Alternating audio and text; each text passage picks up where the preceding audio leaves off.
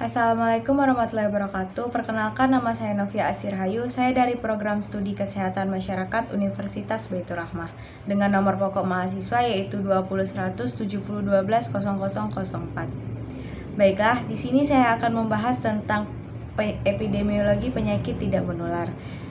Saya akan membahas 5 poin. Baiklah, pada poin pertama saya akan menjelaskan tentang hubungan kausal pada penyakit tidak menular. Analisis kausal ditunjukkan kepada pencarian dan penentuan faktor penyebab terjadinya penyakit tidak menular. Faktor penyebab atau kausal merupakan istilah umum untuk berbagai faktor yang mempunyai hubungan dengan timbulnya penyakit.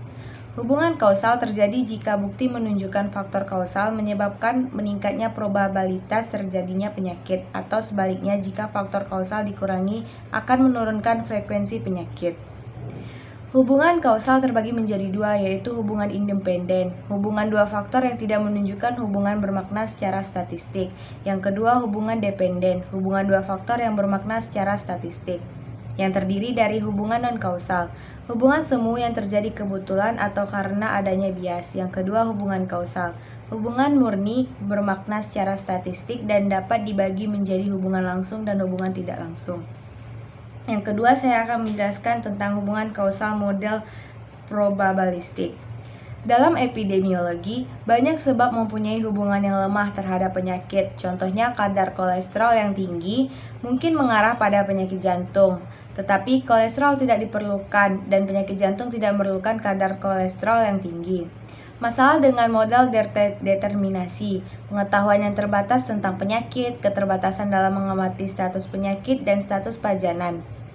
Dalam pendekatan ini, tidak perlu berupaya membuktikan kausalitas pada setiap individu, melainkan dengan menggunakan teori probabilistik dan teknik statistik, dilakukan penelitian ada tidaknya hubungan statistik pada populasi untuk kemudian ditarik kesimpulan kausal. Pendekatan probabilistik mengoperasionalkan konsep penyebab pada tingkat individu dengan menggunakan konsep faktor risiko yang berbasis pada populasi. Baiklah, yang ketiga yaitu saya akan membahas tentang faktor risiko pada penyakit tidak menular. Framingham Study adalah sejarah penting perkembangan epidemiologi di bidang penyakit tidak menular. MRFIT atau Multiple Risk Factor Intervention Trial, penelitian lain yang mencoba mengidentifikasi faktor risiko penyakit jantung atau percobaan intervensi. Yang ketiga, untuk faktor penyebab penyakit tidak menular, dipakai sebutan faktor risiko etiologi untuk penyakit menular dan diagnosis klinis. Kegunaan faktor risiko. Yang pertama, prediksi untuk meramalkan kejadian penyakit. Yang kedua, penyebab atau kejelasan beratnya faktor risiko. Yang ketiga, diagnosis, membantu proses diagnosis. Yang keempat, prevensi. Jika satu faktor risiko juga sebagai penyebab pengulangan dapat digunakan untuk pencegahan penyakit meskipun mekanisme penyakit sudah diketahui. Contoh faktor risiko yang pertama yaitu merokok, alkohol, diet, gaya hidup, radiasi, obat-obatan. Materi yang keempat yaitu menjelaskan kriteria operasional hubungan kausal pada penyakit tidak menular. Kriteria kausal yang pertama yaitu kuatnya hubungan atau besarnya pengaruh faktor kausal dalam menyebabkan terjadinya penyakit. Yang kedua yaitu temporality, yaitu suatu faktor kausal haruslah mempunyai keberadaan yang mendahului terjadinya penyakit atau akibat apa saja.